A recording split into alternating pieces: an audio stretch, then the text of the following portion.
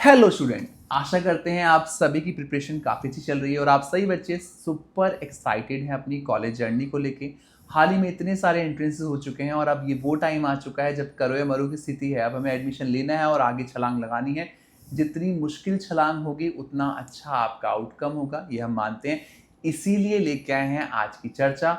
और आज की चर्चा में हम जो प्रोग्राम लेके आए हैं वो बहुत ही दिलचस्प होने वाला है। एक ऐसा प्रोग्राम जो आपकी पूरी लाइफ चेंज कर सकता है। खास तौर पे ये प्रोग्राम डिजाइंड है उन बच्चों के लिए जो फिनांस और वैल्यूएशन के फील्ड में अपना पीजीडीएम मैनेजमेंट प्रोग्राम करना चाहते हैं। कैसे है ये दिलचस्प, कौन है आज हमारे साथ, ये सब कुछ पता चलेगा हमारे आज के पॉडकास्ट में।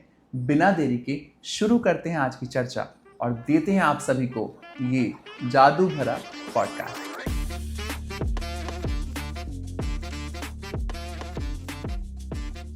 आज की चर्चा बहुत इंपॉर्टेंट होने वाली है। हम एक ऐसे प्रोग्राम की बात कर रहे हैं जहां पे सिर्फ 30 बच्चों को मौका मिलेगा अपनी जिंदगी बदलने का, और जो मौका दे रहे हैं वो हमारे साथ जुड़े हैं और जिनकी हम बात करने वाले हैं उनकी शख्सियत के बारे में जितना बोलें उतना कम है। इतनी सारी डिग्रीज सर ने ली हुई हैं कि हम पढ़ते पढ़ते बहुत टाइम हमें लग सकता है सिर्फ डिग्रीज बताने में।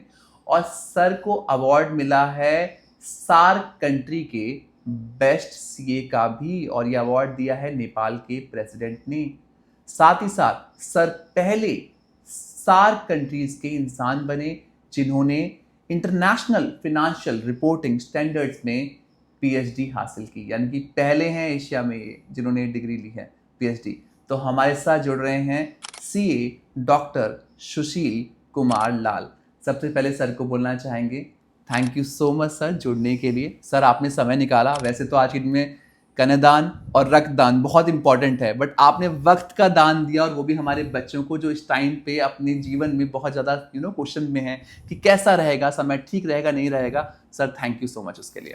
Thank you Varun. स्टूडेंट्स के लिए थ्रू आउट लाइफ में अवेलेबल हूँ। जिस समय जिस वक्त आप इस देश की विद्यार्थी के भविष्य की बात है उसकी चर्चा करने के लिए जब आप कहें, जिस समय कहें, जिस वक्त कहें, हम 24/7 आपके लिए उपस्थित हैं। पूरी सरलता के साथ सर ने कह दिया। और सर इस टाइम पे मुझे इतनी खुशी हो रही है कि मेरे 1 लाख सब्सक्राइबर होने वाले हैं और सर मेरे साथ जुड़े हैं इस टाइम पे।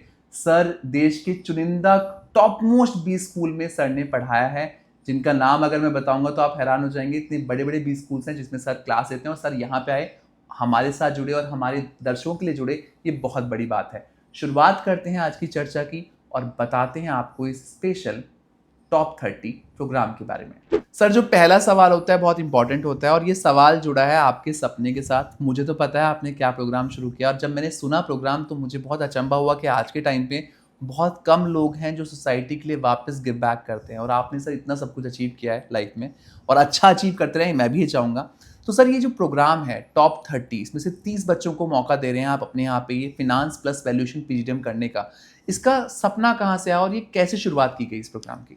ये वरुण जी क्या है कि हमारे इंडस्ट्री में जब हम वैल्यूएशन करते हैं या फाइनेंस का जब कोई भी काम करते हैं उस समय हमारे पास में स्किल्ड जो है ना इनपुट स्टूडेंट का नहीं आता। जो कोई भी स्टूडेंट आते हैं वो टेक्निकली साउंड नहीं होते हैं, उनके पास में फाइनेंस की वो नॉलेज नहीं होती, वैल्यूएशन की वो स्किल नहीं होती जिसको यूज करके वो काम करें और डिलीवरी दे पाए। इसलिए हमने सोचा कि ऐसा प्रोग्राम बनाया जाए जिसमें जो बच्चे आएंगे वो फाइनेंस और वैल्यूएशन दोनों को पढ़ेंगे। पढ़ने के बाद उनके लिए पूरा मार्केट ओपन है। वो चाहेंगे तो इंडस्ट्री में लीड कर सकते हैं, फाइनेंस में जा करके वैल्यूएशन में लीड कर सकते हैं, फिनटेक में लीड कर सकते हैं, और चाहें तो अपनी स्टार्टअप भी शुरू कर सकते हैं इसके बेसिस पे। इसीलिए हमने इस प्रोग्राम की शुरुआत की है। और सर ये टॉप 30 का कंसेप्ट क्या था? सिर्फ 30 बच्चों के लिए? आप बिहार से भी बिलोंग करते हैं, मैं जानता हूँ आपको, तो बिहार में क्या रीच चलती आई है कि सिर्फ 30 बच्चे को मौका मिलेगा? नहीं, ये 30 बच्चों की मौका करके नहीं है, ये सबके लिए मौका है। सुपर इसको हमने टॉप 30 इसलिए रखा है कि हम चाहते हैं कि 30 ऐसे बच्चे हमारे पास में आएँ जो 30 के 30 कैरियर ऐसा बना के हम उनको दें जो एक इंडिया में एक अपनी इमेज बना पाए कि हमने ये कोर्स की, यहाँ से ये कोर्स किया, इसके बाद आज हम यहाँ पे पहुँचे हैं। इसलिए इसका नाम 30 दिया गया हुआ है। और जब हम इसका एंट्रांस लेंगे, टेस्ट लेंगे, सेलेक्ट करेंगे, उस समय उस 30 में हो सकता है कई को हम उसका अपना मेंटरशिप भी करें, उसी दिन से उनको हम जॉब भी देना शुरू करें, उसी दिन से उनको ट्रेनिंग शुरू करवा दें। ये हमारा एक उद्देश्य है। ऐसा नहीं है कि वो आकर के हमारे यहाँ सिर्फ कोर्स करेंगे और एक डिग्री लेके और चले जाएंगे। ये सिर्फ एक कोर्स नहीं है, ये जो है आपका गेटवे है, फाइनेंस में घुसने की एक रास्ता हम बनाना चाह रहे हैं कि बच्चों को ये दिक्कत कहीं नहीं हो। तो बहुत कुछ मिल रहा है आपको इस प्रोग्राम में। सर ने तो बिल्कुल सरलता से बता दिया कि क्यों इन्होंने टॉप 30 प्रोग्राम शुरू किया और कैसे इस प्रोग्राम की शुरुआत की गई।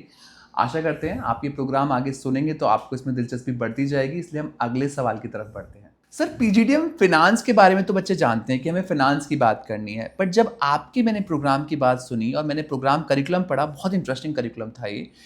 फिनांस प्लस वैल्यूएशन, जहां वैल्यूएशन में देश में सिर्फ 119 रजिस्टर्ड वैल्यूएटर बैठे हुए हैं, ये प्रोग्राम आपके मन में आया? ये करिकुलम सर प्लीज हमारे दर्शकों को समझाइए किस तरीके से इंपॉर्टेंट होने वाला है, क्या होने वाला है इस प्रोग्राम में?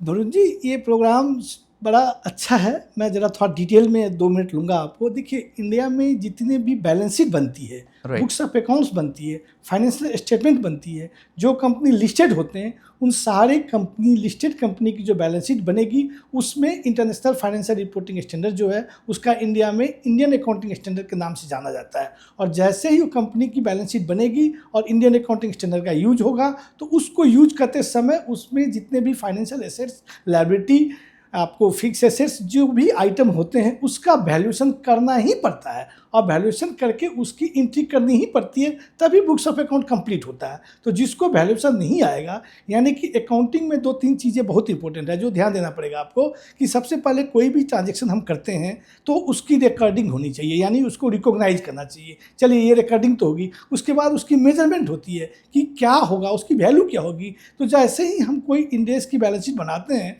तो उसमें रिकॉग्निशन करेंगे, इस तरीके से रिकॉग्नाइज करेंगे, यानी इसको डेबिट करेंगे, इसको क्रेडिट करेंगे, ये मालूम है इंडेक्स में। लेकिन उसकी वैल्यू क्या होगी, मेजर कैसे करेंगे? तो उस मेजर करने के लिए ये नई व्यवस्था आई है जो फेयर वैल्यूएशन पे की जाती है। वो वैल्यूएशन जो है वही कर सकता है जिसको वैल्यूएशन का ज्ञान हो कि वैल्यूएशन हम कैसे करेंगे। सपोज कीजिए हमने कोई एक लोन ले लिया और लोन लेने के बाद उसे रीपेमेंट करने की टेन्यूर 10 साल है, तो उस लोन की 10 साल बाद जो हम पे करेंगे उसकी आज क्या वैल्यू होगी, वो निकालने का तरीका हम आज से ही उनको सिखाएंगे कि जब वो बैलेंस शीट पढ़ेंगे किसी भी लिस्टेड कंपनी की, तो जिसमें इंडियस लागू है, सारे लिस्टेड कंपनी में इंडियस लागू है जो लिस्टेड कंपनी है, तो जब बैलेंस शीट वो पढ़ेंगे तो उनको इस तरीके का टर्म जब दिखेगा तो उनको समझ में आ जाए। ये कोर्स कहीं पे भी नहीं है अभी जो बैलेंस शीट में इस तरीके से बच्चों को पढ़ाया जाए। तो हम फाइनेंस में ये चीज़ बताएंगे।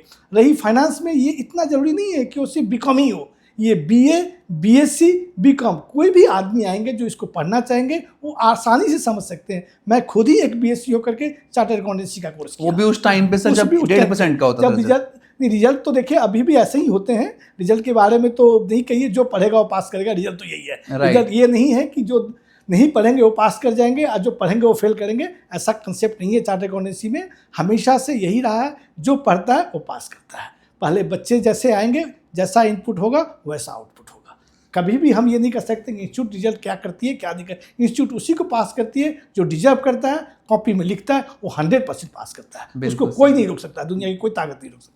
तो समझ में आया कितना अच्छा प्रोग्राम आपके लिए होने वाला है। बिल्कुल आसान शब्दों में सर ने समझा दिया। यही सरलता है बड़े इंसानों की। मैं इसलिए सर को मानता हूँ बहुत ज़्यादा इस बात पे। सर, मुझे तो पता है कि आप कुछ बदलाव चाहते हैं समाज में और आप एक ऐसे बच्चों की फौज तैयार कर रहे हैं जो वैल्यूएशन के फील्ड में बहुत बेहतर कर पाएँ, क्योंकि अभी देश को ज़रूरत भी है। 119 वैल्यूएटर रजिस्टर्ड वैल्यूएटर हैं इंडिया में, तो गैप तो बहुत बड़ा है। सर, आप देश के रिनाउंड कॉलेजेस में आपने पढ़ाया, प्लस आपकी डिग्रियों की तो लाइन है इस टाइम पे। तो सर, किस तरीके की फैकल्टी, किस तरीके का आप एनवायरनमेंट बच्चों को देंगे, किस तरीके से तैयार करेंगे इस प्रोग्राम में बच्चों को, प्लीज़ उस पर थोड़ी रोशनी डालिए। देखिए, एक चीज़ मैं बता दूं, जो रजिस्टर्ड वैल्यूअर होते हैं, जैसे गाड़ी चलाई जाती है तो गाड़ी चलाने के लाइसेंस जो है वो ड्राइविंग लाइसेंस जो मिलती है अथॉरिटी से मिलती है, और ड्राइविंग लाइसेंस सिखाने वाले बहुत सारे इंस्टीट्यूशन होते हैं जो ड्राइविंग कैसे की जाएगी वो सिखाई जाती है। उसी तरीके से वैल्यूएशन में सिखाने के लिए बहुत सारे इंस्टीट्यूट हो सकते हैं, बहुत जगह हो सकती है, लेकिन उसकी लाइसेंस जो मिलेगी वो इंडिया में सिर्फ 14 जगह पर अवेलेबल है, जिसको IBBI insolvency bankruptcy board of India ने दिया हुआ है। उसमें से एक इंस्टीट्यूट 14 में से एक ऐसा है जिसका मैं चेयरमैन हूँ, इसलिए लाइसेंस देने वाले का मैं चेयरमैन हूँ। तो मेरे पास में जो फैकल्टी, जो लोग हैं जो मुझसे जुड़े हुए हैं, जो खुद ही रजिस्टर्ड वैल्यूअर हैं, वो लैंड एंड बिल्डिंग के भी रजिस्टर्ड वैल्यूअर हैं, प्लांट एंड मशीनरी के भी रजिस्टर्ड वैल्यूअर हैं, और फाइनेंशियल एसेट्स और फाइनेंशियल लायबिलिटी के भी रजिस्टर्ड वैल्यूअर हैं, और वो हैंड्स ऑन काम करते हैं। उनको काम करने के लिए जो ज़रूरत पड़ती है, जो जिस तरीके की इन्वायरमेंट चाहिए, वो सारे वही फैकल्टी रहेंगे जो सचमुच खुद के वैल्यूएशन कर रहे हैं। उन्हीं के मेंटरशिप में उनका काम होगा, और जो स्टूडेंट आएंगे उनको फर्स्ट डे ही से हम उनको ये काम लाइव काम सिखाने की कोशिश करेंगे, हाथ से काम करने की आदत डलवाएंगे कि फाइनेंस ऐसे बनता है, वैल्यूएशन ऐसे होता है। वेरी बिगनिंग, जिस दिन वो आएंगे उसी दिन उनको हम मैक दे देंगे, एक टैबलेट दे देंगे, और उनको काम में लगाना शुरू कर देंगे। साथ ही साथ पढ़ाई के साथ साथ वो अपना एक्सपीरियंस भी, स्किल भी डेवलप करते जाएंगे, जो अपना भविष्य में बहुत आगे निकलेंगे। वो उनकी भविष्य हम एक अलग तरीके से देख रहे हैं कि ये वैल्यूएशन कहाँ जाने वाली है। इसके अंदाज़ा हम सोच सकते हैं आज के डेट में बैठ करके कि after 20 year down the line कहाँ जाएगी इनकी भविष्य। तो उसको ऐसे ऐसे फैकल्टी हैं, बिग 4 के फैकल्टी हैं, जिसको आप ENY करते हैं, KPMG करते हैं, उनके फैकल्टी हैं। हमारे अपने IBBA जो है हमारा, उसका फैकल्टी हैं, और जो इंडस्ट्री में टॉप मोस्ट लीडर हैं, जो वैल्यूएशन का ही काम करते हैं, उनके पास में इसके अलावा कोई काम नहीं है, वो सब हमारे फैकल्टी हैं। और इंटरनेशनली वो सब इंडिया से बाहर भी, अभी IFRS 17 अप्लीकेबल इंडिया में हुआ भी नहीं है, लेकिन हम उसका भी ज्ञान आज से ही देना शुरू करेंगे उनको। इस तरीके के फैकल्टी हम अपने यहाँ ला रहे हैं जो इंडस्ट्री में सचमुच काम करते हैं। तो सर इसी प्रोग्राम में एक दिलचस्प बात है कि बच्चे को आप डे 1 से इंडस्ट्री एक्सपोजर भी दे रहे हैं, जहाँ पे आपकी जो टीम है उन्हें अपनी फर्म में भी इक्वल मौका देगी, कुछ टाइम काम करने के लिए देगी। सर वो क्या है? हाँ, वो क्या है कि जैसे हमारे पास में काम आता है तो उस काम में उनकी पहली काम, जब कभी भी कोई भी आदमी को प्रोफेशनल काम मिलता है तो सबसे पहला एक इंगेजमेंट लेटर साइन करना होता है।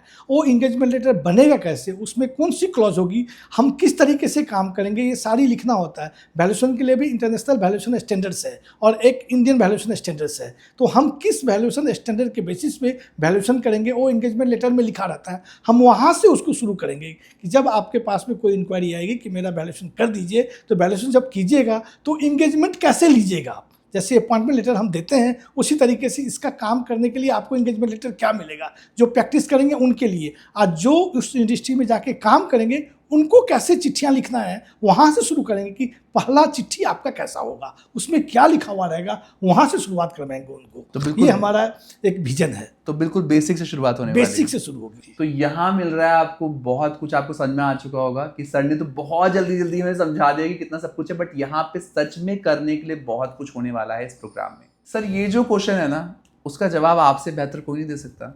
सर आप CA बने उस टाइम पे जब देश में CA का रिजल्ट बहुत कम होता था, प्लस एक अलग स्टोरी है आपकी, आपने BSc किया और आप तब CA बने, यानी कि कुछ आपने ऐसा अचीव किया जो बहुत कम लोग रेयरली सोच पाते हैं।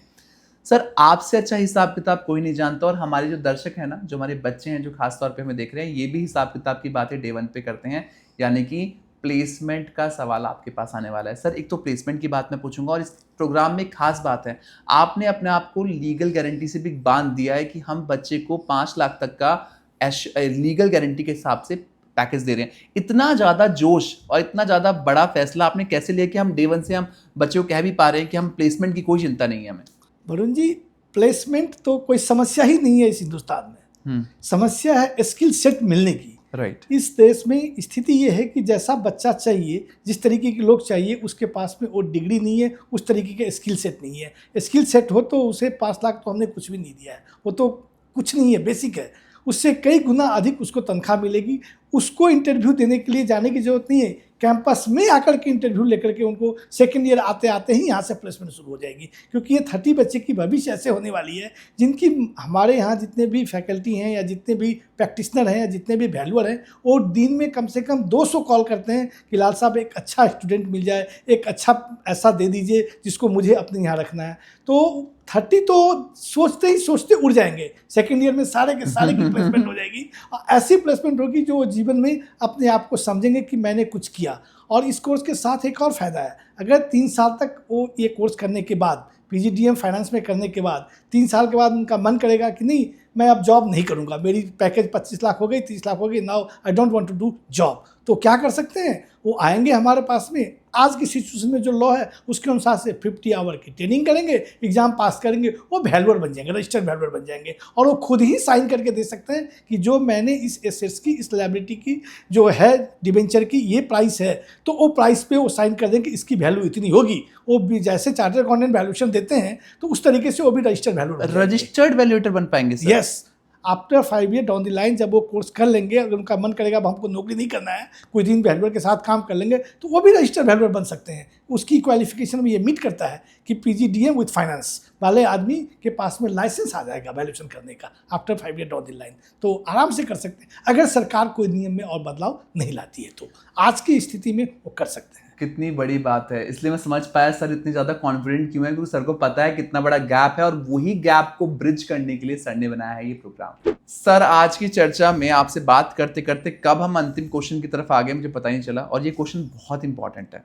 सर इस प्रोग्राम में मैकबुक जैसे लैपटॉप आप दे रहे हैं बच्चे को, साथ ही साथ आप Day 1 से इंटर्नशिप्स भी बच्चों को दे रहे हैं, साथ ही साथ इस प्रोग्राम में 1.5 लाख तक की स्कॉलरशिप भी आप दे रहे हैं, ग्लोबल इमर्शन प्रोग्राम दे रहे हैं यूके यूरोप का टॉप 15 बच्चों को, बहुत कुछ आप प्रोग्राम को दे रहे हैं, बट फीस सिर्फ 8.5 लाख रुपए। कई बार बच्चे सोचेंगे भी कुछ गिमिक तो नहीं है यहाँ पे, कुछ ऐसा तो नहीं है कोई गड़बड़ हो जाए आगे जाके, ऐसा क्यों सर, क्यों किया आपने इतना, मतलब इतनी कम फीस क्यों रखी है इस प्रोग्राम की, क्या है इसके पीछे की स्टोरी? बरुद जी बड़ा इंटरेस्टिंग सवाल है आपका ये।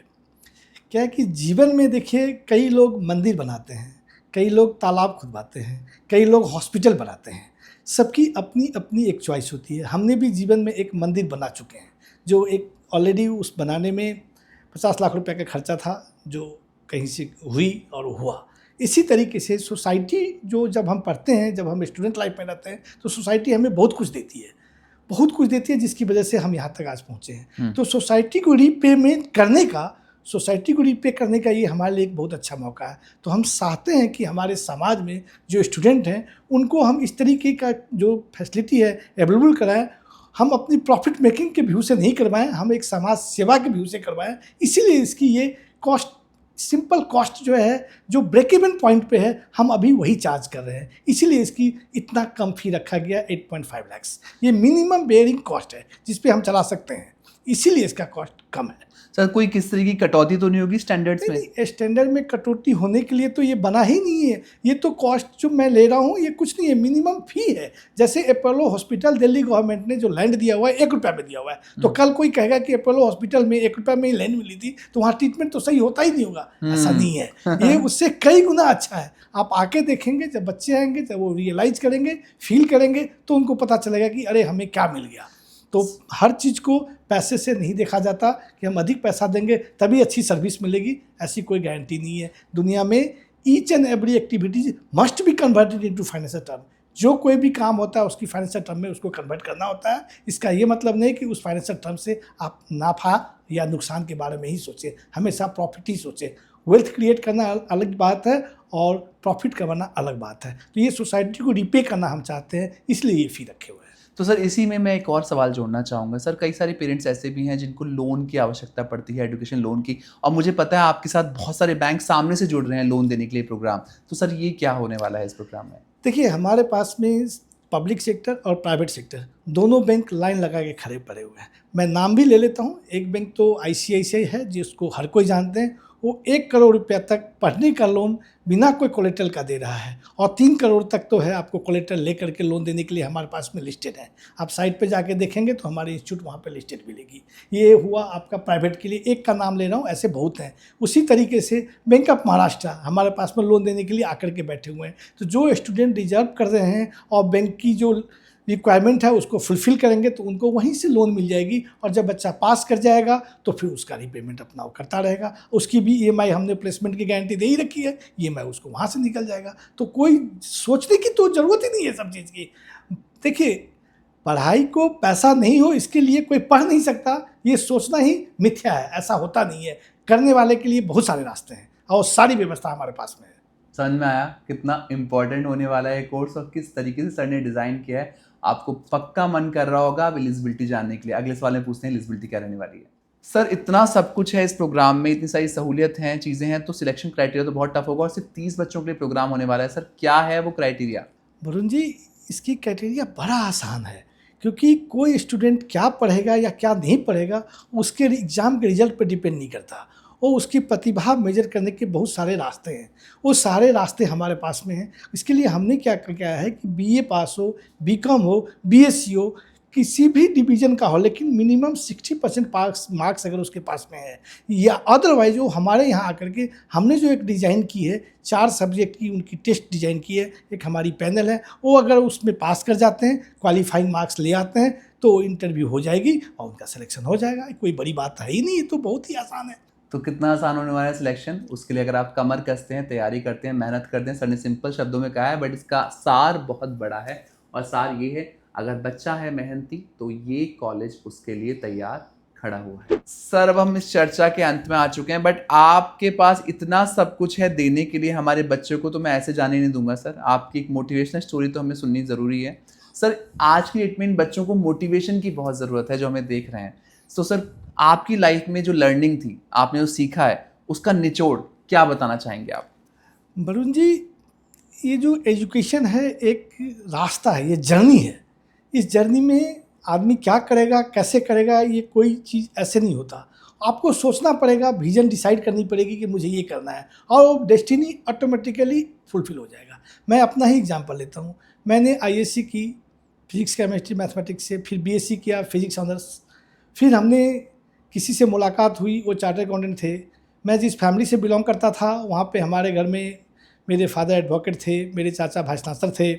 तो सब समझते थे कि एमएससी करेंगे, पीएचडी करेंगे, कॉलेज का लेक्चर बनेंगे, डीन बनेंगे, वीसी बनेंगे, इस तरफ लाइफ उनकी जाएगी, और मेरे लिए भी वो बेस्ट था। लेकिन पहला था बीएससी करने के बाद एमएससी कीजिए, एमएससी करने के बाद लेक्चरशिप मिल जाएगी। उस समय जो हमारी सरकार की ओर से जो उसकी तनख्वाह मिलती थी, जिसके बेसिस पे हमने ये देखा कि मैं एमएससी पीएचडी करने के बाद मुझे एक मोटरसाइकिल मिलेगा जिस पे मैं चढ़ पाऊंगा, बाद में मैं एक गाड़ी खरीदूंगा, वो खरीदते खरीदते मुझे 20 ईयर्स डाउन लग जाए। तो मेरे एक जानकार थे, मेरे मामा जी थे, उन्होंने मुझे कहा कि अगर आप सचमुच मेहनत करना चाहते हैं तो आप चार्टर्ड अकाउंटेंसी करके दिखाइए, और फिर देखिए आप गाड़ी कब खरीदते हैं, आपके घर कब होता है, आपकी बंगला कब बनती है, आपको प्रेस्टीज कैसे मिलता है, आप इंडिपेंडेंट डायरेक्टर कैसे बनते हैं, क्लासरूम से सीधे बोर्डरूम में आप कैसे जाते हैं। अगर करना चाहते हैं, मेहनत करना चाहते हैं, ये करके देखिए। और मैंने उनकी बात को चैलेंज की तरह ले ली। मैंने कहा नहीं, मुझे मोटरसाइकिल तक अपने आप को सीमित नहीं रखना है, मुझे बहुत आगे जाना है। फिर मैंने यहाँ आया, और मुझे आने का भी किराया उन्होंने ही दी, जिन्होंने मुझे ये बात बताई, और मेरी पहली एडमिशन का पैसा भी उन्होंने दिया।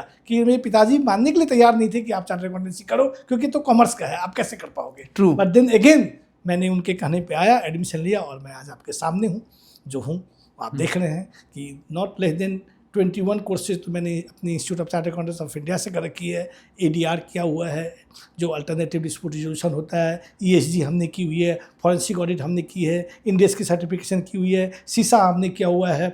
अब मैं कितनी बताऊं, जितनी बताऊं वो कम ही है। तो ये सब जर्नी है। न्यू एज ऑडिटर का भी हमने कोर्स किया है, जिसमें एआई, ब्लॉकचेन, साइबर सिक्योरिटी लगा करके आप ऑडिट कैसे कर सकते हैं, और मैं चेयरमैन हूँ आज के डेट में। और जो चाहे वो कर सकते हैं, कोर्स को करने के लिए कोई लिमिटेशन नहीं। सर नो डाउट आप सार्क कंट्री के बेस्ट सीए हैं। तो सर ने जो अंत किया आज के पॉडकास्ट का, वो एक ही लाइन से किया, जहां चाहा वहां रहा। अगर मन में आपने चाहत बना ली और चाहत को पाने के लिए आप में उतनी शिद्दत हुई, तो आप इस दुनिया में कुछ भी पा सकते हैं। तो आज का पॉडकास्ट था उन सभी बच्चों के लिए जो अपनी ज़िंदगी को बदलना चाहते हैं और फिनांस के क्षेत्र में अपने आप को स्वर्णिम मुकाम पे देखना चाहते हैं। आशा करते हैं आज के इस पॉडकास्ट से हम कुछ बच्चों को भी अगर जगा पाए हैं उस नींद से, जिनमें उसमें जगना ज़रूरी था, तो ये पॉडकास्ट सफल हुआ है। साथ ही साथ आप भी इस जर्नी का पार्ट बन सकते हैं हमें कांटेक्ट करके।